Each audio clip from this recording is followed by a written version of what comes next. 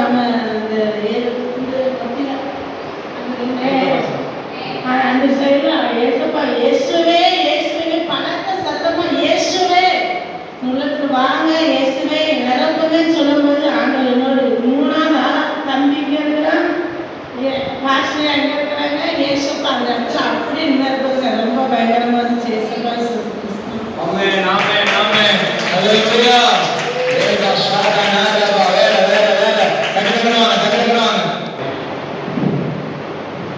கத்தருக்கு சொல்லுவோம். நான் ஜெபம் பண்ணிட்டு இருந்தேன். அந்நிய பாஷையில் நிரப்ப சொன்னேன். பாவத்தெல்லாம் மன்னிக்க கேட்டேன். எல்லாத்தையும் ஜெபம் பண்ணிட்டு நான் ஒரு தடவை எல்லாரும் ஜெபம் பண்ணிட்டு போது கண்களை தொடர்ந்து பார்த்தேன். என்னை சுற்றி எல்லாமே ஒரு மாதிரி ரொம்ப புதுசாக இருந்துச்சு. நான் என்னால் என்னை சுற்றி எனக்கு ரொம்ப புதுசாக இருந்து என் பாவம் மன்னிக்க எடுத்துட்டு இருக்கேன். கத்தருக்கு சொல்லுவோம். ஜெபம் பண்ணிட்டு எனக்குள்ள தம்பி சொன்னது போல எங்கள் தலையை ஐஸ் மாதிரி இறங்குச்சு. ஆனால் அவன் இது உண்மையா அப்படின்னு நான் நினச்சிட்டு இருக்கிறப்போ ஜெபம் பண்ணிட்டு இருக்கிறப்போ தம்பி எல்லாமே நீ சந்தேகப்படாதீங்க, சந்தேகப்படாமல் நீங்கள் விசுவாசிக்க அப்படின்னு சொல்கிறப்போ நான் சந்தேகப்படலையப்பா, நான் உங்களை விசுவாசிக்கிறேன் அப்படின்னு சொல்லி எனக்கு ஒப்பு கொடுக்குறப்போ தம்பி பேசுகிற சத்தம் எதுவுமே என் காதில் விழுகலை.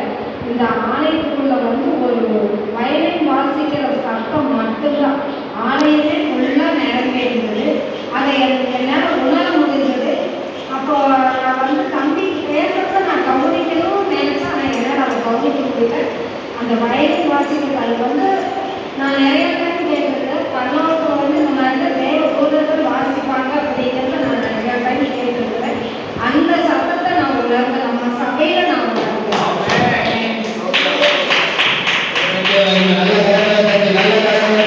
மனுஷனுடைய வார்த்தைகள் அதாவது உன்னுடைய நாளிலிருந்து வார்த்தை பல்லுகிற காரியங்கள் அபத்தமான காரியம்.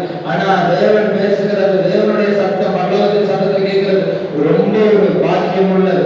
ஆமென். தேவனாசிரியர் அடுத்தடுத்து பக்கத்துல யாரோ வரா மாதிரியே இருந்துச்சு. நான் கூட நினைச்சேன் தஸ்தி தான் சரி பக்கத்துல இருந்து என் பக்கத்துல தள்ளி தள்ளி வரா போல அப்படின்னு நான் நினைச்சேன். அப்புறம் கண்ணை மூடிட்டு ஜஸ்டின் சொன்னா அந்நிய பாஷை வரம் பெற்றவங்க எல்லாம் பல பாஷை அந்த வார்த்தை கேளுங்கன்னு சொல்லி சொன்னா. அப்ப நான் எனக்கு எசப்பா பல பாஷை எனக்கு வேணும் எசப்பா அப்படின்னு சொல்லி நான் கேட்டுட்டே இருந்தேன்.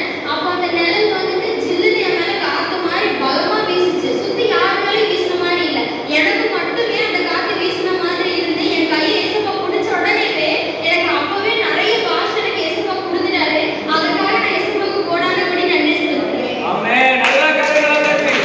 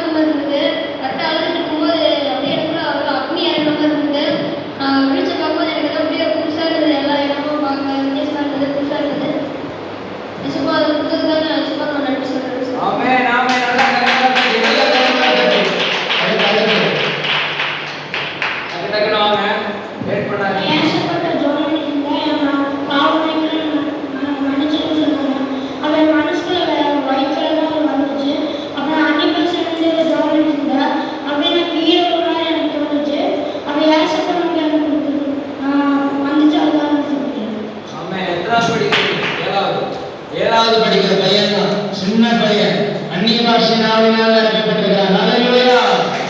நான் ஜெபம் பண்ணிட்டு இருக்கிறப்போ ஏசப்பாவோட மூஞ்சி தெரிஞ்சது. அதுல வீரம் வச்ச மாதிரி இருந்துச்சு ஏசப்பா மூஞ்சி.